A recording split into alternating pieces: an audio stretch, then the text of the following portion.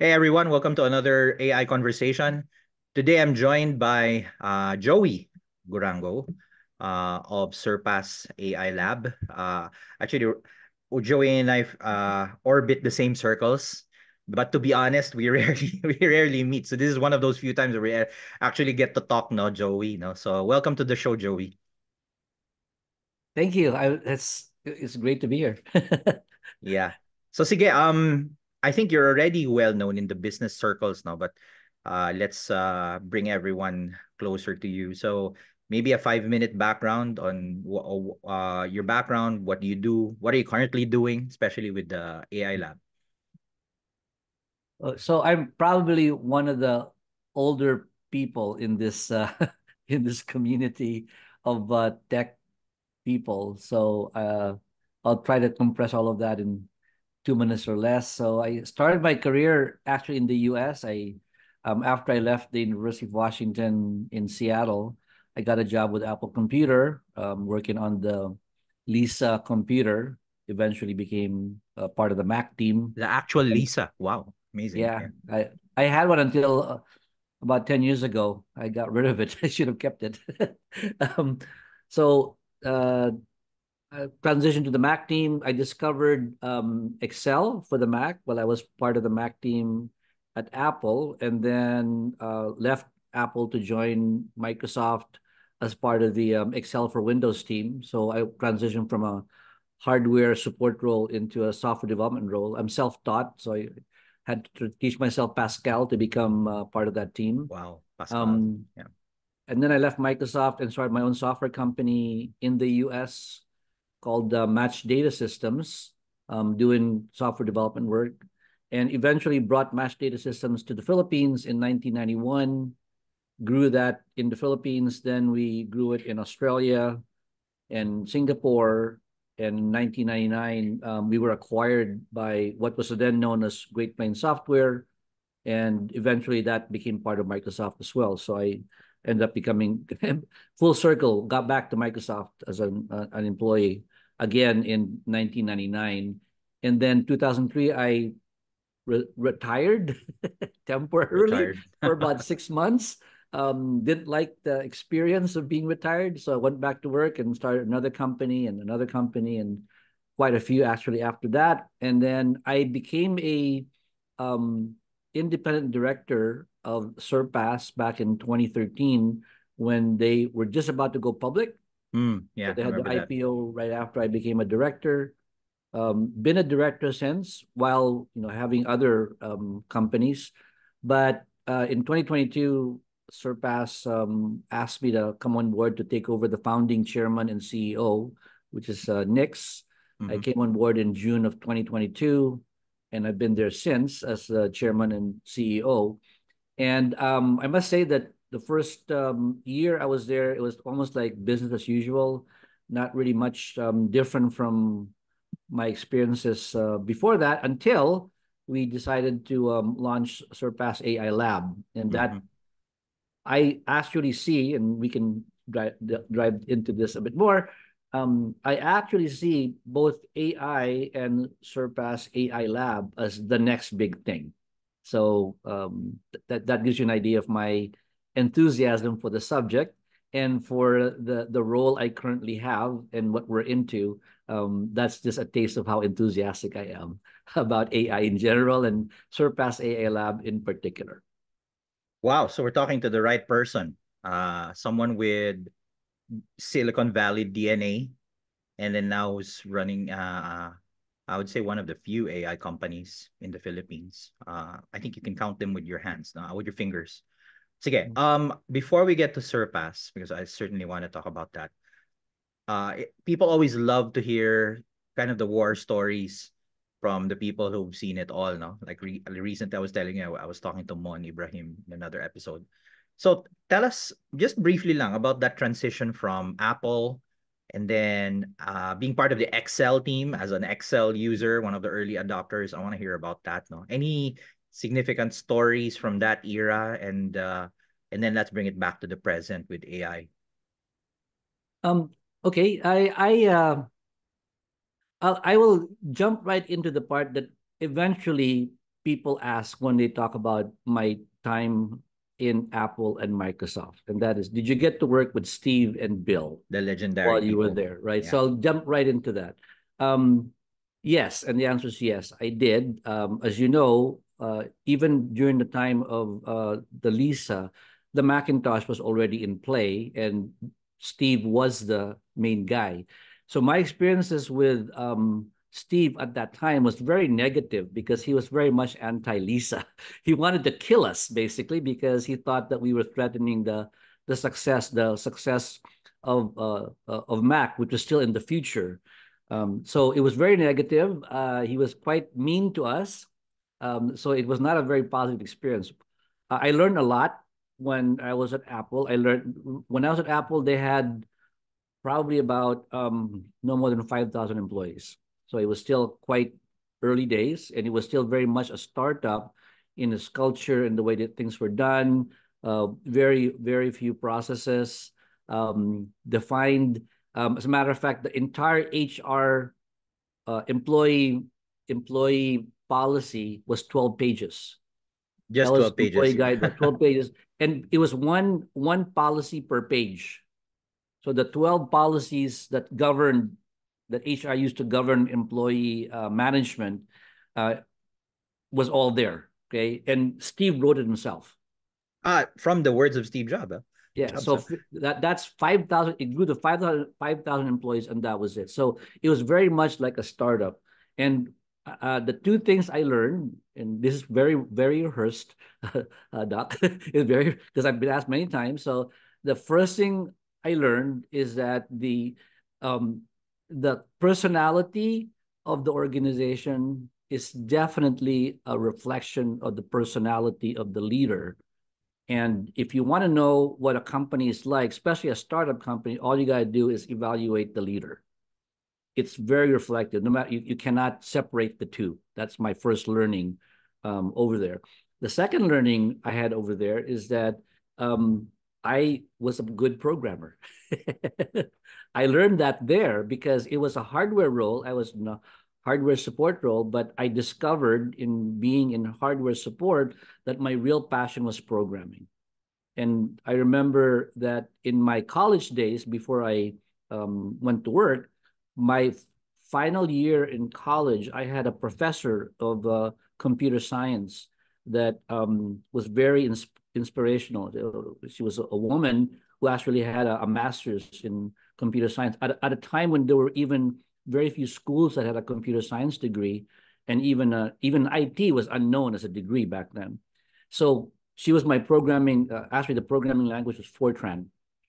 Okay, she was my Fortran professor, I remember and Fortran. I was a yeah, Fortran boy too. yeah. So in my final exam, which I did on paper, not it was written exam on paper. We had to write our code, on graphing paper. Uh, she, I got a perfect score, and then in my final exam, she wrote me a note, which was the last thing I ever heard from her because I didn't never saw her again after that. She said, "Joey, this is excellent. Have you ever considered a career in software?" Seems And like an understatement now, no? yeah, so I read it. I thought, well, that's nice, but promptly forgot it. I wanted to be a hardware engineer. I wanted to work for Boeing. I wanted to work in avionics. I wanted to work for some hardware company. And when I got the offer to work for Apple, I thought that was a dream come true. I was going to work with hardware, and I was going to work with cutting edge microcomputer hardware. So great. But what I learned when I was there was that I was meant to be in software because the first time I saw Microsoft Excel on the Mac, I said, this is what's going to make a difference in the world. It's not the hardware, it's the It's the software. apps. Yeah. Yeah. So I quickly taught myself how to program in a Mac, which is basically macro programming languages in Excel. That was before VBA was a thing. VBA didn't come into being until Excel for Windows came out. That's what came out with VBA. So I learned how to program it, and I got so good at it. I started doing moonlighting. I was doing freelance work before freelance was a thing. So I would do freelancing work for these large companies like PricewaterhouseCoopers and back then, before it was a KPMG, they were actually two separate companies. I would do work for them, right?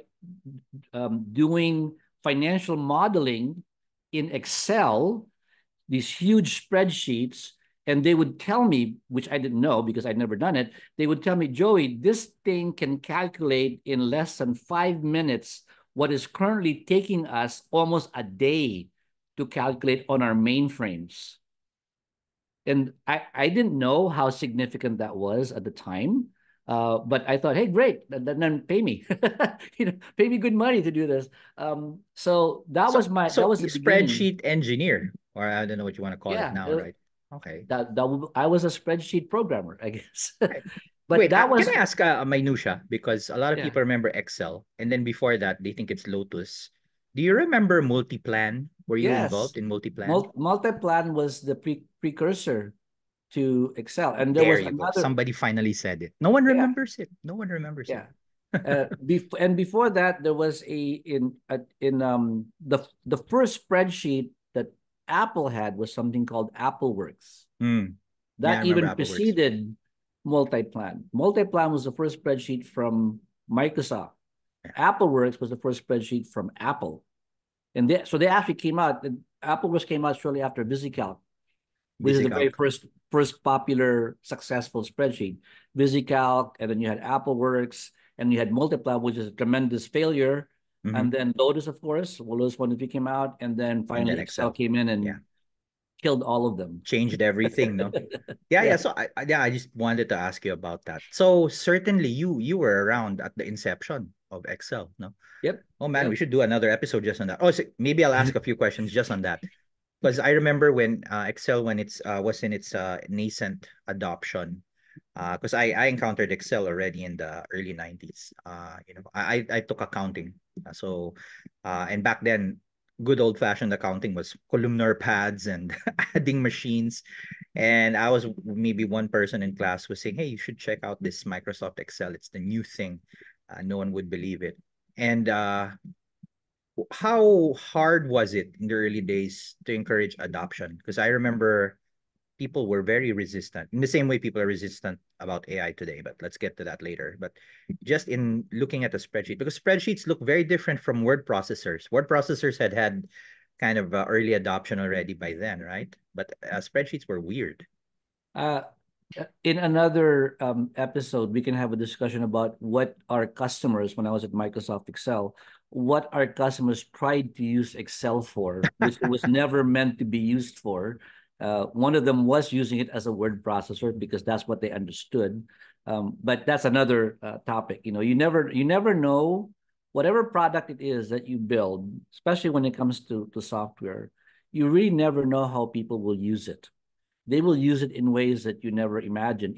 The better the software is, the better built it is, the more likely they're going to do something with it that you did not expect. And Yeah, that's even today with they with call it AI. edge cases now, right? But before it Yes. was like weird stuff.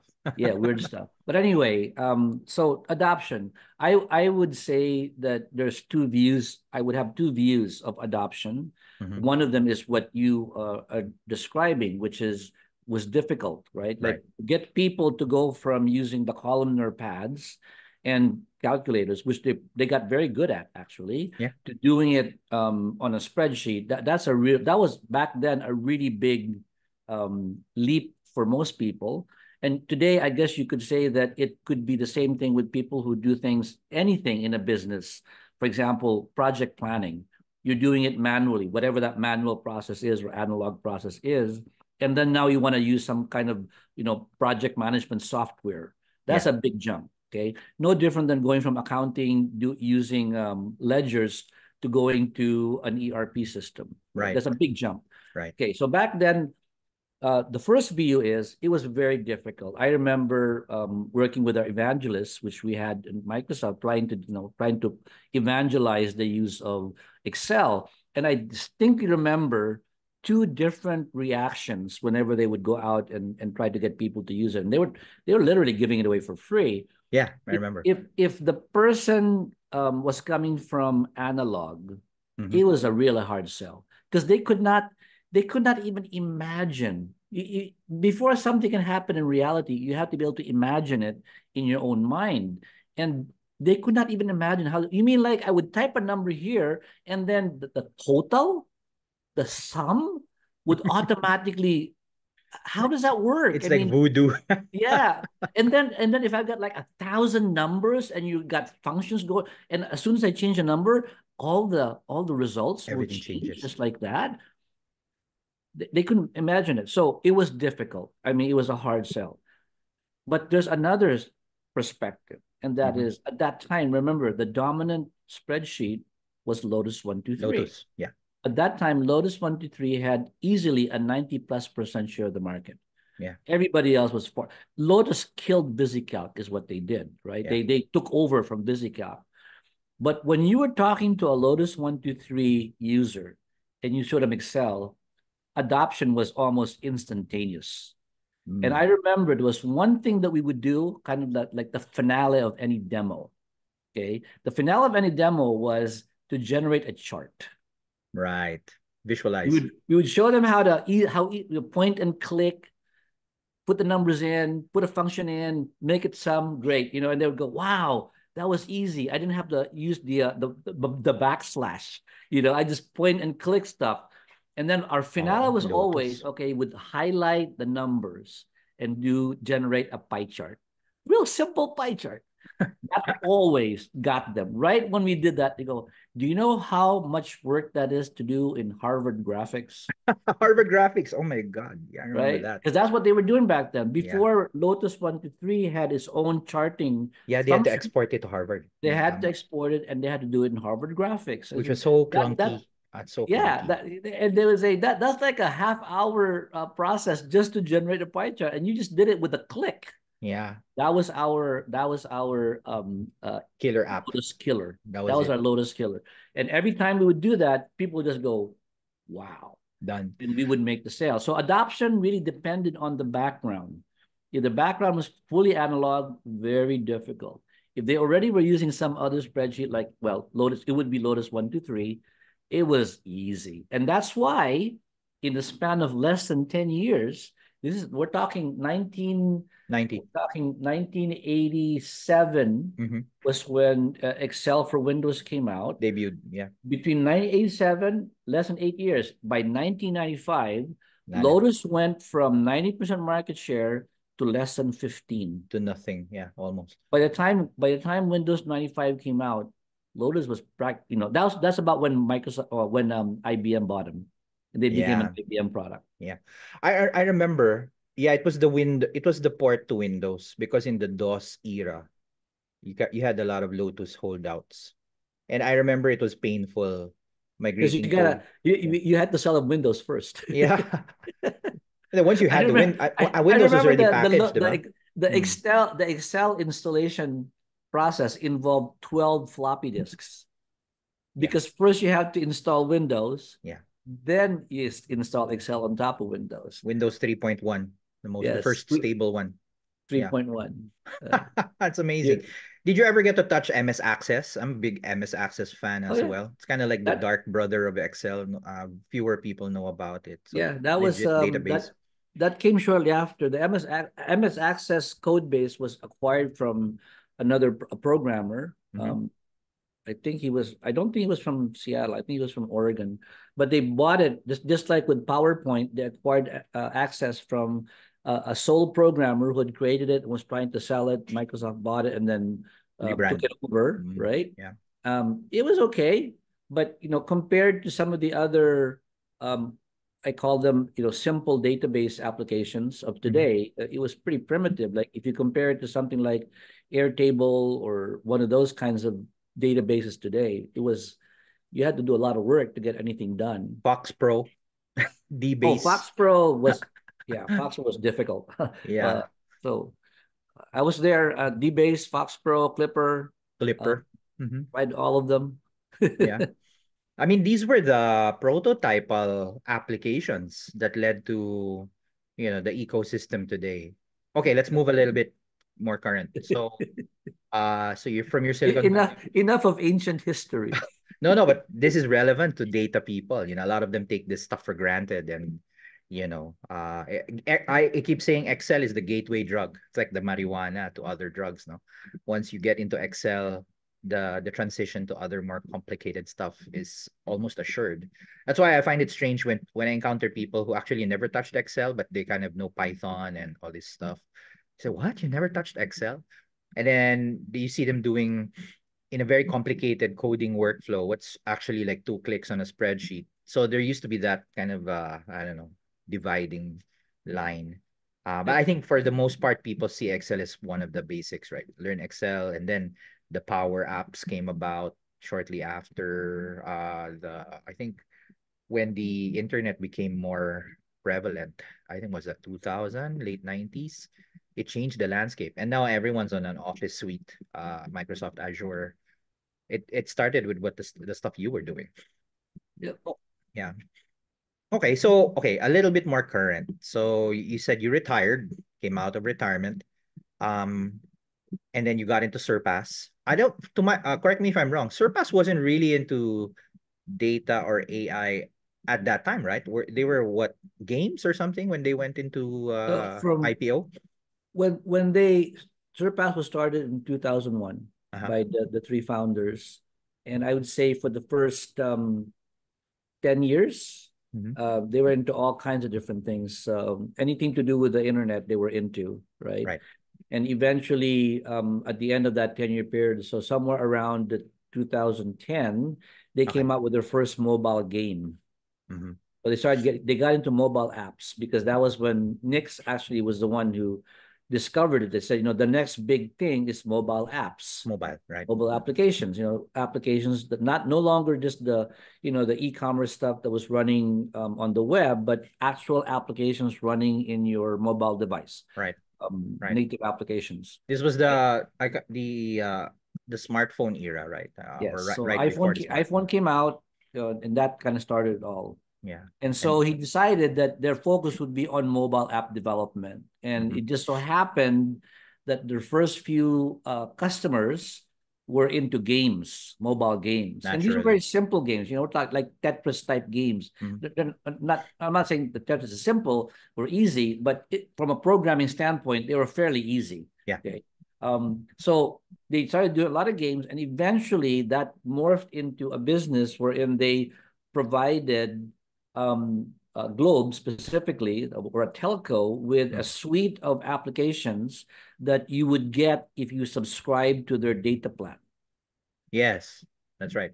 So they became basically a content provider uh, for the vast VAS, VAS value added service. Yeah. Right. portion of Globe's offering. That was And it was big. That was big. To and be it got very big because basically at that time you had data plans were extra, right? You'd it's pay extra for it. optional. Yeah. It was optional, but as a way to entice people to get it is that if you get the data plan from Globe, you would get this suite of games.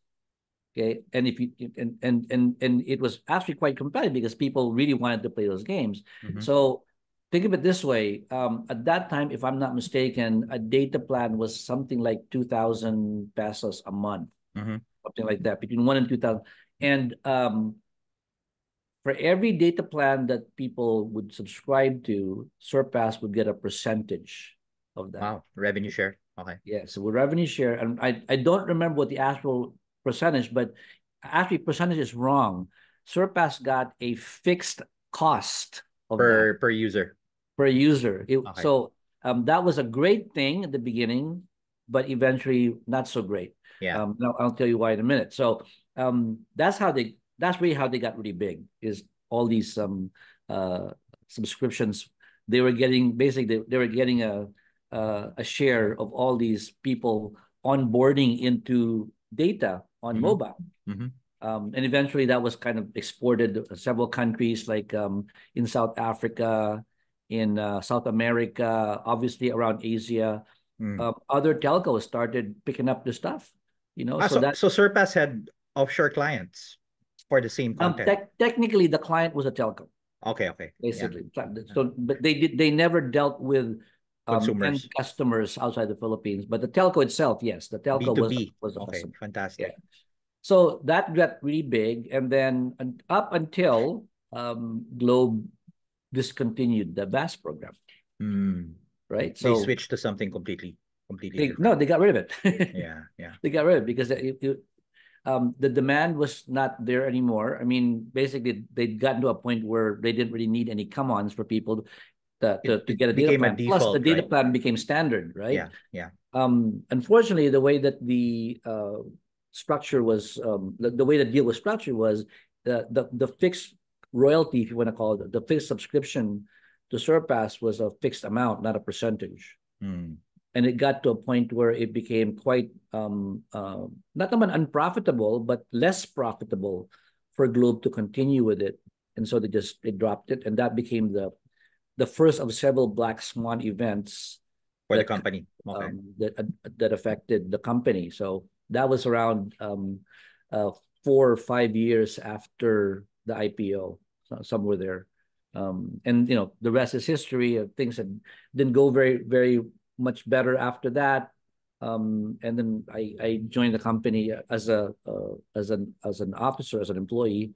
Um, Take a more a active little role, right? Yeah, a little bit more than a little bit under 2 years ago. So June of 2022 was Right. when I came on board. Okay. So let's start talking about that finally. So you're in the job, the pandemic's about to end or has ended. Was AI top of your mind? Was that what you wanted to do, or how did that happen?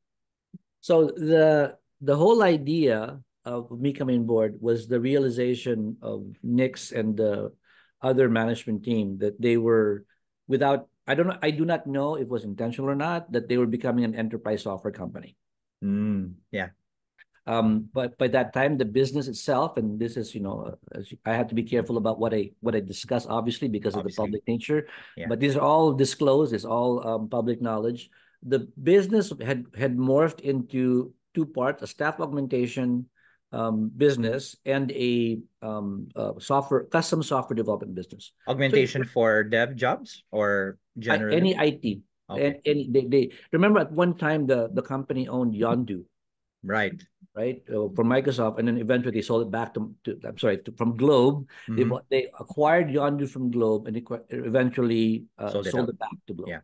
Okay, so they were in that business already, and that continued within my within Surpass even after the sellback Yeah. of Yondu. So they had a custom software development business and a staffing business, and that was kind of what when they realized, hey, we're an enterprise software. We're no longer in games. Yeah. And they looked around and they kind of go, who do we have on our management team that's ever been involved in enterprise software? We don't have anybody. And there you go, Joey in the corner. Okay. Yeah, so this was in early part of 2022. Uh-huh. Nick said he wanted to have a chat with me, and because it was still sort of post-pandemic, I was still kind of not wanting to go out that much. We did it on Zoom. Mm-hmm. Uh, he said, "I want to talk to you," so we had talk, and he said, "Can you would you like to come on board as the chairman of the board, but and CEO?" And I stepped down. So I asked him, "Well, why?" And he goes, "Well, because we're an enterprise software company, and we don't have any enterprise software people on Yeah. our management team." So A I lot of said, it is also providing good optics, right? If you've shifted business, it's best to have someone on top who knows that well, business. yeah, and I don't know how much it had to do with it, but the stock did pretty well after the announcement, so maybe optics was part of it also. Yeah, it's a challenge of a listed company. You're always managing sentiment. Yeah. Okay. So before when did AI become a thing, or maybe talk about the first few months in the job. How was it? Yeah. So first few months was really I one thing I told everybody when I came on board was that I was not gonna do anything to change anything for 100 days, Right. Steady because state.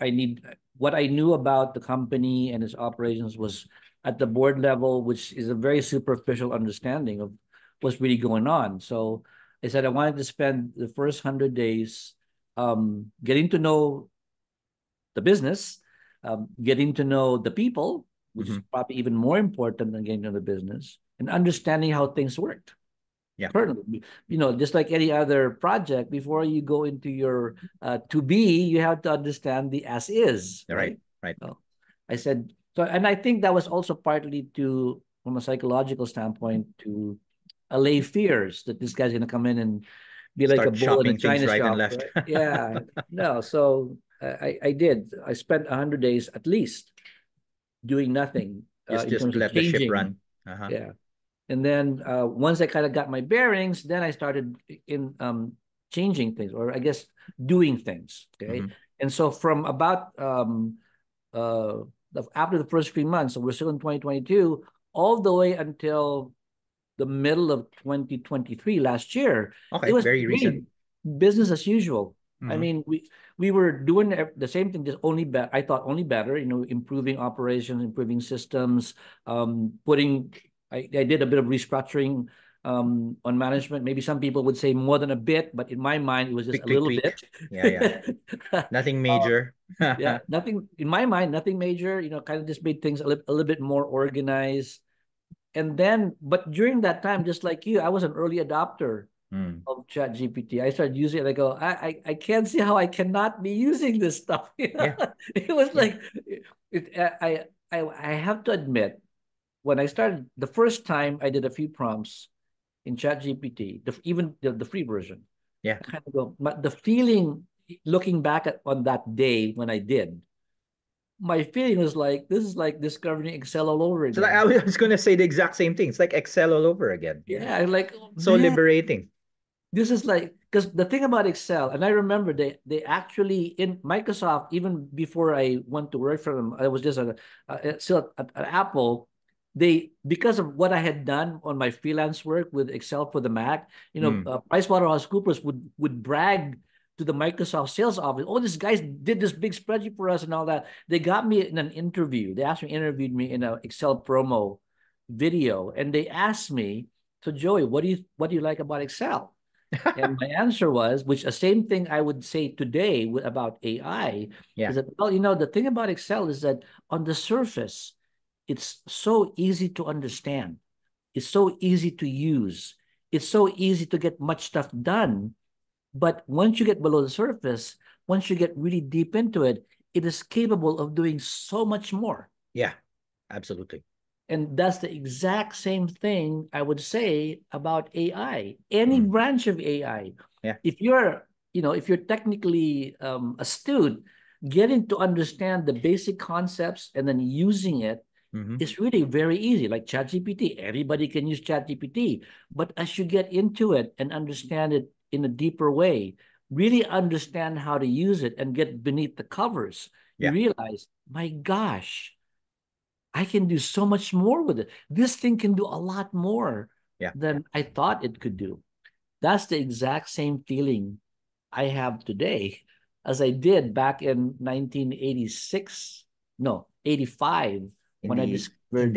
nascent days of spreadsheets. Yes, Yeah. yes. And so that was early part of 2023, Yeah.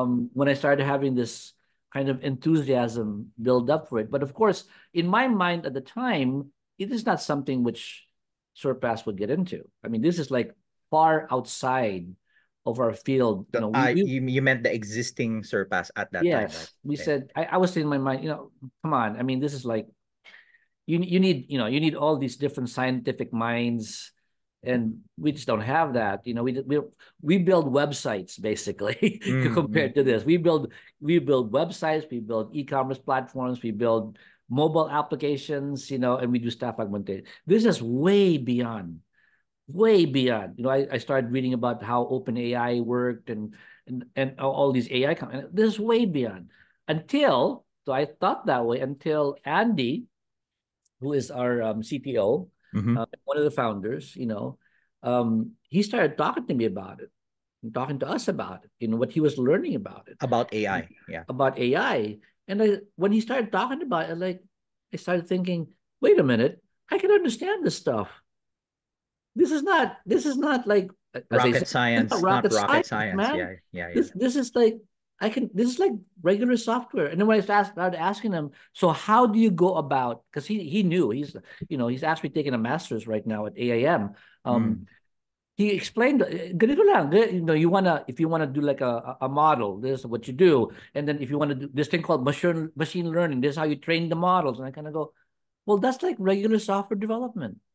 Pretty much with Is a splash of, I don't know, the life statistics in cycle it. of Yeah. creating an AI app is it's no different than a regular piece of software. You have QA, you have a build manager or a full stack. I mean, it was like an epiphany for me. Like, this is software. I said it's not AI. Is nothing different. It's software. And when I realized that, that's what I told the guys. We're going to become an AI company. We gotta pivot.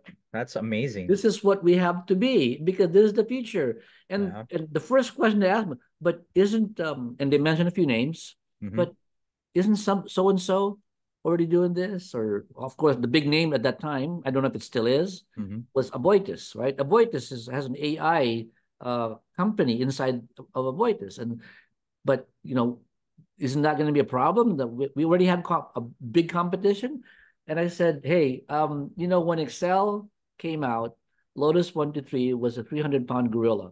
Everybody was saying that there's no way that you could supplant Lotus. They were so entrenched already. There's no way.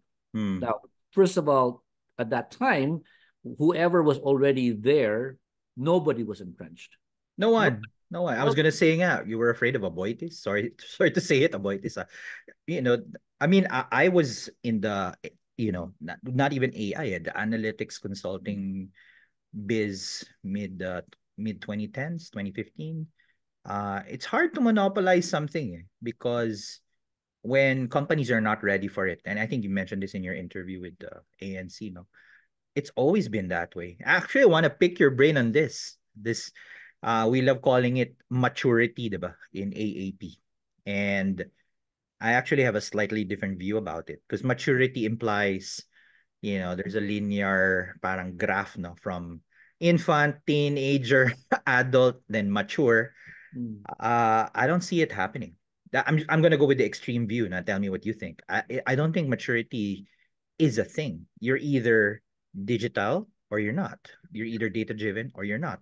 And usually the reasons for you to become data driven is not some sudden realization by the CEO. It's you were forced to do it because of survival. You're forced to do it because of COVID. Like everyone adopted Zoom, during COVID. It's usually very brutal, very painful. So that's why I have a very, very personal, a very, very skeptical view of digital transformation. Even McKinsey says it's a 70% failure rate. I'm not saying companies won't do it, but if you're an agent of that disruption, as I'm going to assume Surpass will be, you gotta learn how to ride that. Careers get ended by those transformations, no. So that's my extreme view. I don't know if you have a similar view or slightly less extreme. Well, How's how? What was your perspective? McKinsey has a vested interest in making people believe that 70% of digital transformation projects fail. So they pick up the phone to call them. Yeah, that makes Yeah. people want to say, well, so how do you succeed and hire them as consultants? Um, yeah, are you asking about the myth of AI maturity? Uh, No. Well, for you can AI, tackle that, or tell me since you've made the pivot, what's your guiding philosophy in this? yeah. I'm sure So you've seen the market and then the myth of, there is no entrenched player. There's a few little ones, but not no one really owns the market per se. you want your question is about adoption of AI and Yeah, yeah, or and maturity. then from a perspective of someone selling it or selling services, how do we Um, navigate this, or how do you navigate it? this is a good opportunity to answer your question earlier about what I learned Right. at Apple and Microsoft. This one is one of my lessons from Microsoft, Mm-hmm. okay? And I learned this being part of the Excel team at Microsoft because all of us knew about the gorilla, The big bad which was gorilla. yeah, Mm-hmm. Lotus 1 2 3. We all knew about it, and as a matter of fact, we had a couple of guys that were hired specifically because they came from that background because we wanted to obviously learn what they knew. But the one thing I learned at that time, which I will apply to the situation right now, trying to get AI adoption, is that There's no such thing as something new. Mm. Yeah. Everything has been done before. And what you need to find out is the patterns. What's the pattern that made that thing that you're trying to do succeed before? Okay. So that was a really good lesson to take from my experience at Microsoft, because at that time they were using a pattern which was applied before in the way that microcomputers supplanted mini Mini computers computers. Yeah. and Mm-hmm. mainframes, Mm-hmm. right? There was a pattern there. And I'm not going to get into the details of how that happened, but there was a way that they were able to get people to trust, to have confidence in the computing capabilities of a microcomputer, when at that time the dominant player were either mainframes and to a certain extent mini computers. Big metal. Yeah. So they took the pattern that worked successfully and applied it to Excel. Mm. Okay. So I would answer your question with regards to AI in the same way. The way that you get adoption is to follow a previously successful pattern. And we Mm-hmm. have one. Mm-hmm. You can use Excel. Mm-hmm. Now, how did we get people who previously had were using analog ways of doing spreadsheet like work, like accounting, bookkeeping, or whatever, to adopt Excel? There's a pattern there. Mm-hmm. What's that pattern? And then on the other hand, how do we get people who already were using Lotus 1, 2, 3 To shift. to Yeah. shift to Excel? There's a pattern there. So Mm-hmm. two different cases, two different target customers, but because of the specific characteristics of that particular target customer, a pattern emerged on how to successfully get them to adopt. I would apply the same thing now. Mm. And unfortunately, I can't get into much detail on what that That's pattern your is. trade secret. But that there lies in the trade secret. I Mm. think we are applying a previously successful pattern to get adoption that will work. Now, Mm. Mm. that's a theory at this point, right? Because maybe the pattern we're using is not the right one. Mm. Okay, but we're following that principle that you gotta That follow this. design pattern, yeah, Yes, from the past. Yeah. exactly. A successful. Now, whether it's the right one, we'll find out. We'll Yeah, find. that's what business is all about, right? I actually have I'm less constrained because I don't run a Surpass AI lab per se, but I encountered this phenomenon when we were doing COVID work, because a lot of the work I did before Gen AI was humanitarian work, data work.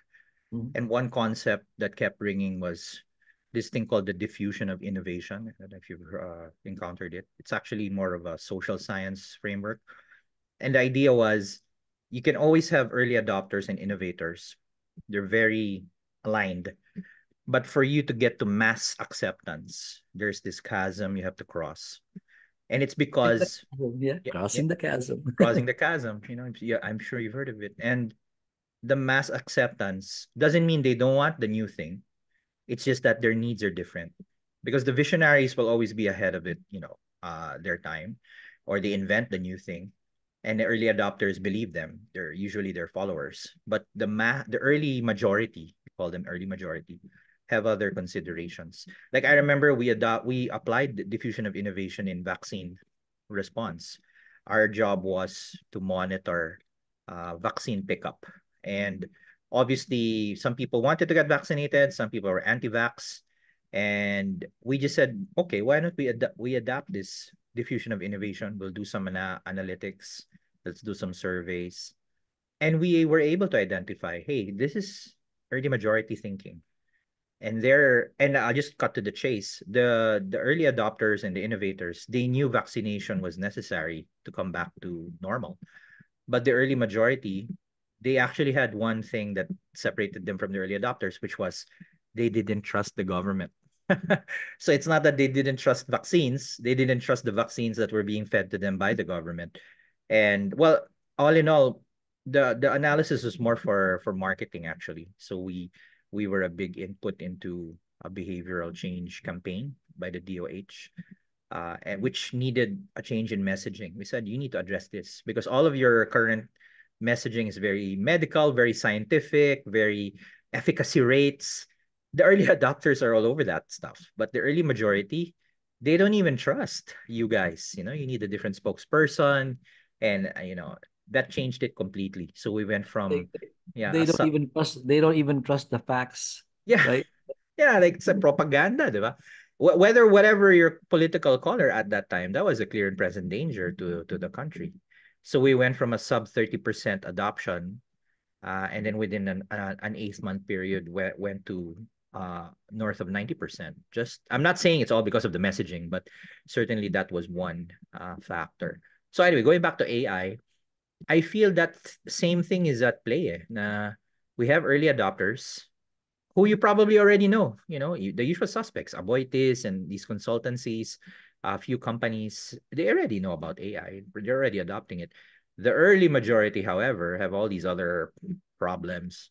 Like I've spent the better part of the last 12 months talking about hallucinations, disinformation, deep fakes, cheating in school.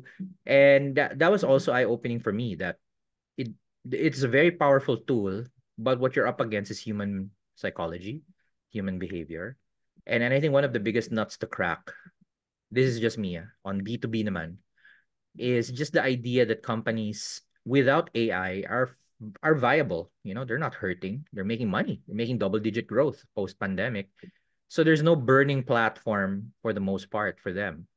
And I remember back in the old days of, so there was the Excel era, and then later we got into database adoption, diba? Data warehousing adoption. Parang most of the deals were really I would call them ambulance chasing, because there is a burning platform, something's going wrong, or customers were, leaving, attrition was at an all-time high. And then at some point, people will say, will analytics help us? And obviously, the answer is yes. But it's never the first thing companies think about. I think the same cycle is happening now. I think in AI, where people don't think about AI top of mind, but actually AI is really top of pretty much any agenda if you think about it, because it deals with data, it deals with automation, it deals with productivity. And with Gen AI, it goes beyond that. It deals with creativity, it deals with knowledge. But anyway, I'll stop. So I've been talking too much. So back to you as a operator of an AI lab. How is all of this shaking down for you? When did you make the pivot? Mid last year, right? So Yeah, it's it's pretty much less 6 than months. less than a year. We had an official launch in October. Mm-hmm. That was more for, I guess, just our own psyche. Mm, Internally, I think we had to do something um, tangible yeah. to tell ourselves we're in this game, right? So that was really more about that than really launching something and having at the start of a heavy PR campaign and all that stuff. So it was more almost like for ourselves, really, in our own current stakeholders to say we're in this game now. So Yeah. that was in October when Yeah. we had our official launch, but it was somewhere towards the middle of the year of last year. So it's been less than a year when we said, guys, we're going to be an AI company. Mm, And one of the most probably tangible um, uh, evidence of that is that we started working on our, the usual mission, vision, value stuff. The what are our aspirations, and that's been kind of the topic since then. We hope to complete that process of coming up with our who are we today kind of answer within the next couple of months. And then the idea is that we will be rebranding mm, uh, ourselves sometime within the next 12 months. So it's not going to be real quick, but we're going to go slow, but really rebranding ourselves so that it's very clear what Surpass has today. We are no longer what Surpass was 5 years ago. Definitely not what we were 10 years ago. complete But transformation. what is Surpass today? And that does require a rebranding, a repositioning of the entire company, not Mm, just our products, which we've already begun to do. yeah. So that's where we are today. And I just wanted to comment on what you were talking about in terms of the majority, right? The majority adopters. And uh, again, what we are experiencing today and exactly what you are describing is a pattern, Yeah. right? And we are applying a pattern, something like that, to what we're doing today. Um, in terms of what is going to take to move the needle for that majority, that's the secret sauce. I mean, Yes. what Yes. is it that you need to offer? How do you offer it? How do you position it? How do you communicate it to the potential customer is the most important thing. Basically, what's your sales pitch? Mm. What is your sales pitch? What's your hook to get them If, in? if Yeah. your sales pitch is AI or die, it's not going to work because, like you Mm. said, companies are doing just fine without it. Yeah. Um, Actually, it's probably going to be more effective today to say digital transformation or die. Mm. Okay, because that is a fact. I mean, if you're not transforming into a digital company, you are going to be left behind. That's already been proven over the last 10 years. But to say AI or die, I Bit of think a is hard sell, no? a hard sell. The good news, though, Doc, is that you do have to digital transform before you can actually take advantage of AI. Mm. Non-digital companies cannot even begin to take advantage of AI. So it's part of the journey. Mm. So so where you get the majority adopters is to get them to agree to become digital companies. Mm-hmm. And that's what I've learned in the few short months, trying to sell AI, because that's how we Right. started. We want to sell AI. We want to convince these companies they got to get into AI. Well, it turns out that you don't have to sell AI. You Just sell just the digital transformation. Yeah. sell digital transformation. You tell Yeah. them you got to do this, and it's almost like and by the way, Mm-hmm. if you do your digital transformation with us, you've already made yourself, you've already enabled yourself for AI AI ready. Yeah. because all our stuff is AI capable. Mm-hmm. It just so happens to be, right? Parang, and by the way, the old Steve Jobs Yeah. technique when he's selling, right? But here there's more. But wait, there's more. Wait, there's more. Mm. And by the way, palagi siya ganyan, ganun siya palagi. Meron Wow. siya palaging, it gets better, right? Yeah. And I found that from a sales pitch standpoint, that's the way you need to. You can't sell AI. Somebody's Just already bring either yeah, got bring it. them to the journey, no? That's so Yes, true. That's so true. exactly. Yeah. They either, to begin with, they either already are convinced that this is the next big thing, or they're not. And most people who are not are either really ignorant, or they have some very, like you said, trust issues. Deep issues. Yeah. On that trust thing, I wanted to get your thoughts here. A part of me feels, just because of the proximity, in terms of time, that a lot of the quote unquote hesitation has to do with the fact that we had a previous tech trend that just in my view didn't really pan out too well, and that's crypto, or blockchain. Oh, I triggered something there, huh?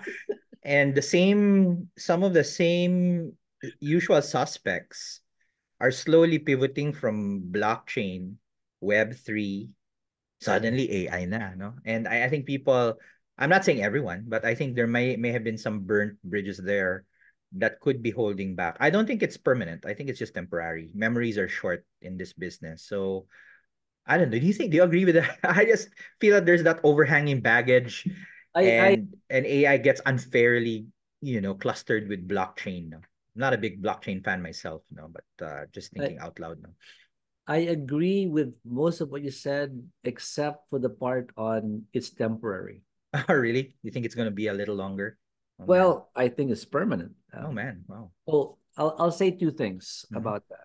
At the beginning of the year, I saw, or actually, JV, who's my COO, showed me a, a chart study that somebody came out with, comparing the amount of investment in Web3 Mm-hmm.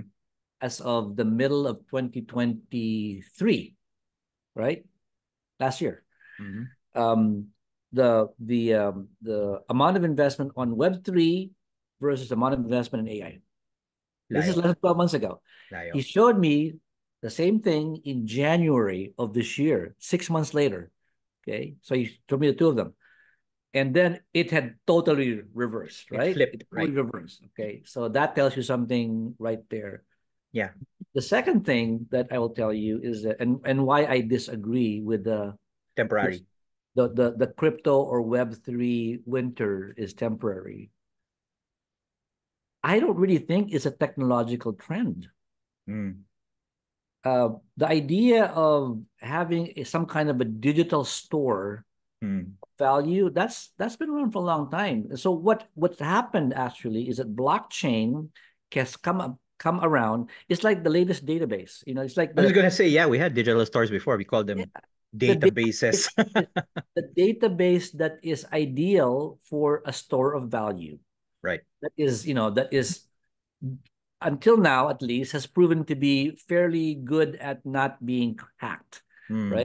Mm. Whatever problems we've had with crypto have been human problems, not technology problems. So that's what it comes out. But outside of crypto, all the other so-called use cases for blockchain are not really revolutionary or game changing. I mean, like you've seen last year, everything was the blockchain, the blockchain, the blockchain. Blockchain, smart Oh, contracts, yes. NFTs, blah blah blah. Yeah. It's Yeah. almost like, as I said, it's like just another database, just Hmm. another programming language, just another piece of software technology that has come along that can do these things better. But Mm. things were doable even before. Okay. So I'm we actually, and I think some people know this, but at one time we were trying to position ourselves as a Web3 company. Before Surpass, you mean Yeah, before this Surpass. pivot? Shortly after I came on board, Mm.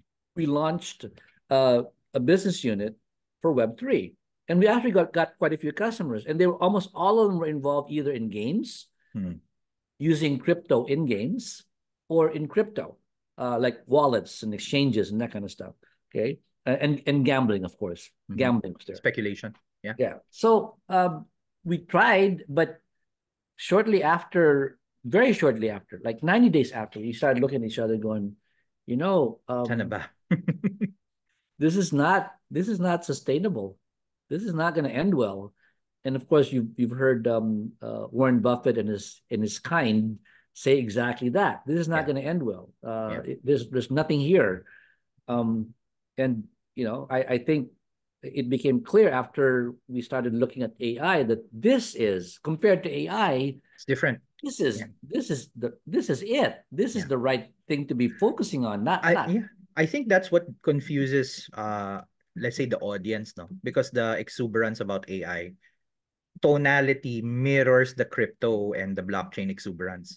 And I remember, Buti, you mentioned it, the crypto and blockchain exuberance, in my view, is seems to be a way of rebooting the original exuberance for Web 1 and 2, no? yeah. Because there were late adopters to the internet and they just got shredded. And then you had the dot-com bubble, it crashed, and then it slowly rebuilt itself. And then when we got from Web 1 to Web 2, which is software as a service on the net, that's kind of like the steady state. So people were saying, okay, what's next? What's next? It must be Web 3 then. And people were trying to milk that. But then I guess I'm a little biased because I was always a data head. Now, and by the way, I'm a self-taught data head, never formally trained in statistics or computer science. As I said, I was an accountant, never became a CPA either. But then for someone who's developed an intuitive understanding of data, I would say from your background, same, no? You can see right through what the crypto heads were saying. Na parang, wait a minute, what the hell is all this? No, it's another database. And then I couldn't buy the idea of a new currency precisely because the value was so fluctuating. You cannot migrate to full Bitcoin if the value of Bitcoin fluctuates a lot. So the economics didn't make sense. And then now recently we had this thing about the having kuno, and then it just didn't reach the same heights as it was. Again, I could be eating my words in a few months, but then you cannot be basing it on that. Whereas AI, number one, as you rightfully pointed out in your interview, AI is not new. It's been around for a while, but then this Gen AI is a new parang an add-on.